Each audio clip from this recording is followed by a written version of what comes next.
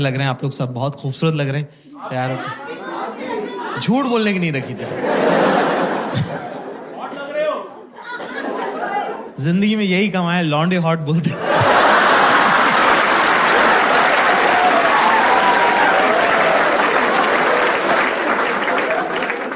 जिंदगी जैसे जैसे बदलती है, आप नई नई चीजें सीखते हो ना। तो अब मैं क्या अमीरों के बच्चों के साथ हैंग आउट करने लगा हूँ, और मैंने देखा कि रोते रहते हैं पूरे टाइम।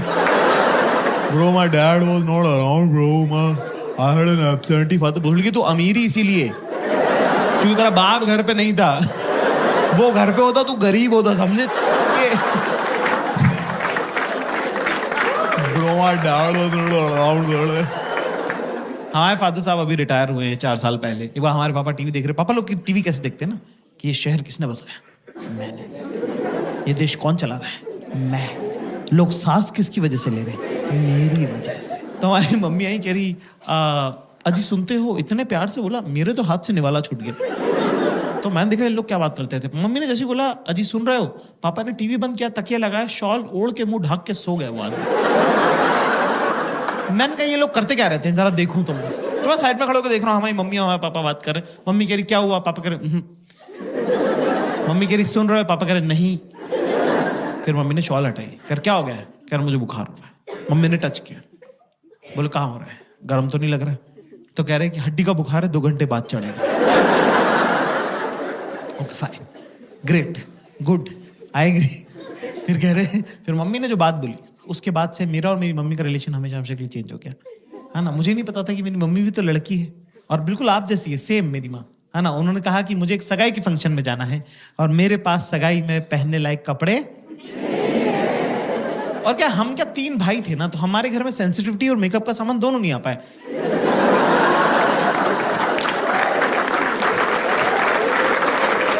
हमने माँ बाप ऐसे देखे हैं कि इस आदमी से डरना है, ये औरत काम करती है, ठीक है, बीइंग वेरी ऑनेस्ट। तो पहली बार मुझे लगा कि अरे यार मम्मी भी तो लड़की है, मम्मी को भी तो सजना सवरना, अच्छे कपड़े पहनना अच्छा लगता होगा। तो मुझे बड़ा प्यार आया, लाड़ आया मम्मी पे। तो मैंने मम्मी को बोला कि मम्मी मैं लेके चलता हूँ आपको शॉपिंग में, मेरे साथ चलिए, राइट, है ना। पर मेरी मम्मी बिल्कुल आप लोगों की जैसी लड़की है, बिल्कुल बेसिक टिपिकल गर्ल, कि जो भी लड़का ध्यान दे रहा है उससे मैं क्यों बात करूं।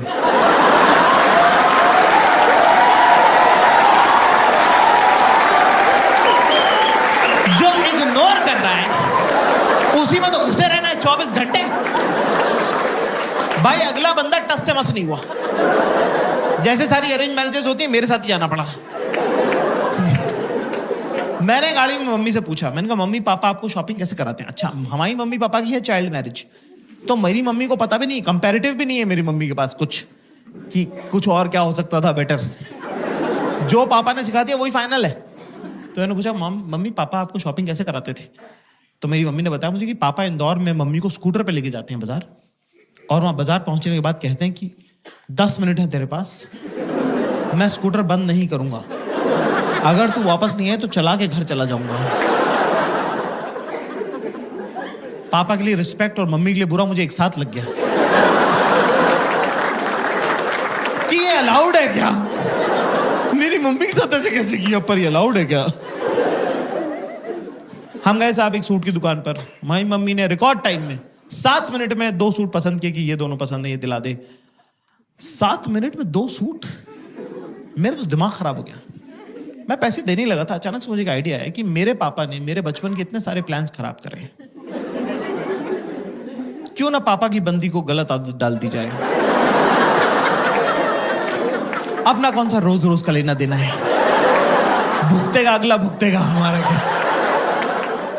तो मैंने बोला मम्मी आप ट्राई करके देखो। मम्मी बोली यार ऐसे थोड़ी होता है। मैंने कहा हाँ ट्राई करके देखो। मम्मी को ट्राई का कॉन्सेप्ट ही नहीं पता था कि ट्रायल कर सकते हैं। 45 मिनट हो गए, फिर 1.5 घंटा टाइप हो गया। हमारी मम्मी रोती हुई बाहर आई। हमको लगा कुछ लगभग तो नहीं गई, तबीयत खराब हो गई, क्या हुआ? मैंने कहा मम्मी क्या हो गया? कह रहे कुछ नहीं, मेरा लड़का बेचारा 1.5 घंटे से बाहर खड़ा हुआ, तेरे पैर दुख रहे होंगे बेटा। ये सुन के मेरी भी आंखें छलक गई, मेरी भी आंखों में आंसू आ गए। मैंने कहा मम्मी आपको पता नहीं है पिछले 10 साल में आपके बेटे के साथ क्या क्या हुआ है। बाप 3 दिन सारा के बाहर खड़ा रहा हूँ। Girls in the house give me chair. लड़कियों को थोड़ा ओवर ट्रेन कर दिया है समाज ने, हर कोई ज्ञान दे दे रहा है उनको।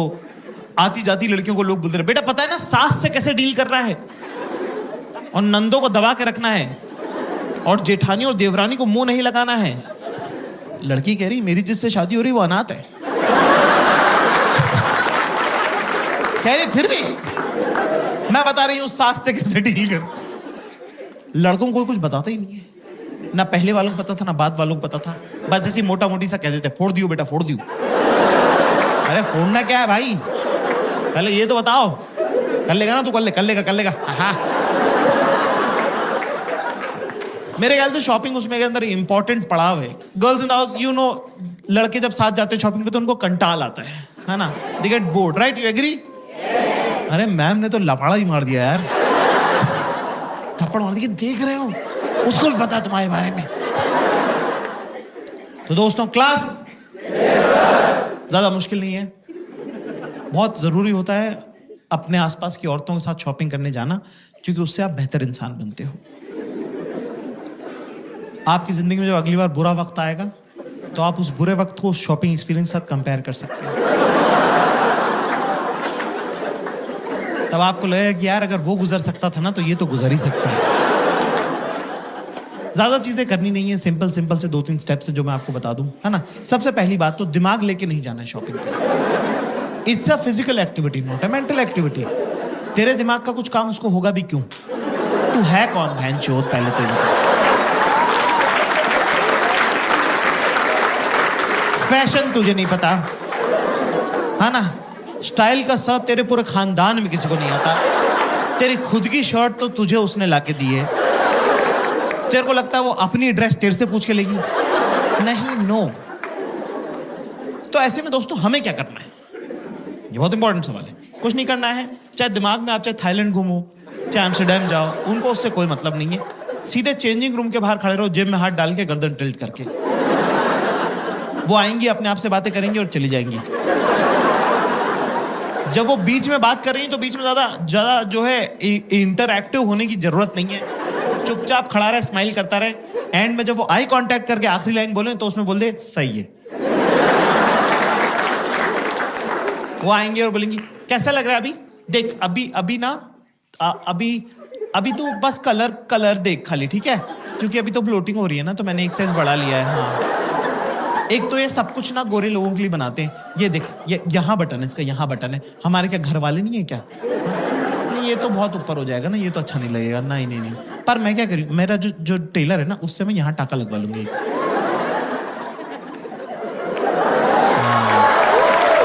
तो कुछ चोकर वगैरह अगर पहनना रहेगा ना तो सही लगेगा फिर, है ना। पर एक प्रॉब्लम, मेरे पास ऑलरेडी कैसा है, तो मैं क्या सोच रही हूँ, उसको येलो के साथ पहन लूंगी, इसको व्हाइट के साथ पहन लूंगी, तो 2 हो जाएंगे, है ना।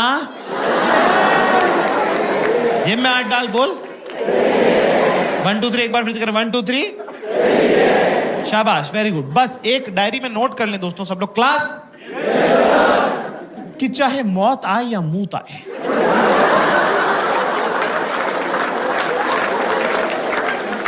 चेंजिंग रूम के बाहर से बेटा हिलना नहीं, चाहे जो हो जाए, हाँ ना। क्योंकि एक बार मेरे साथ हो चुका है। एक बार क्या हुआ कि मैं 4-6 घंटे तक खड़ा रहा एक कपड़े की दुकान के सामने, ठीक है, चेंजिंग रूम के सामने। और क्या होता है, रिफ्लेक्स एक्शन कोई चीज होती है, गर्म पानी में हाथ डालो तो हाथ अपने आप खिंचता है। तो मेरे दिमाग को ऐसा लगा कि कहीं मेरे पैरों की नसों में खून ना जम जाए, लकवा अकवा ना मार लूं मैं। तो उसने मुझे बिना मुझसे पूछे चलवा दिया। इतनी पास था मैं, इतनी पास, भाई साहब बैठे हैं इतनी पास। 8 कदम चलाऊंगा मैं बड़ी मुश्किल से, इतने में येलो वाला ड्रॉप ट्राई हो गया। इतनी पास था मैं। धीरे से बोलती जाकिर, मैं पक्का पलट के देखता। थोड़ा जोर से बोलती बाबू, पूरा स्टोर पलट के देखता।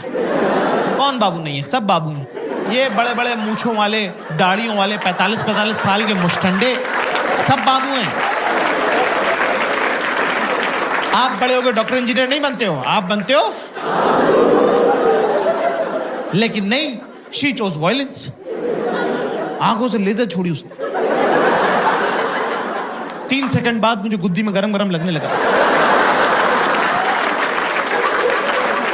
मैंने पलट के देखा, वहां शक्तिमान खड़ा हुआ था।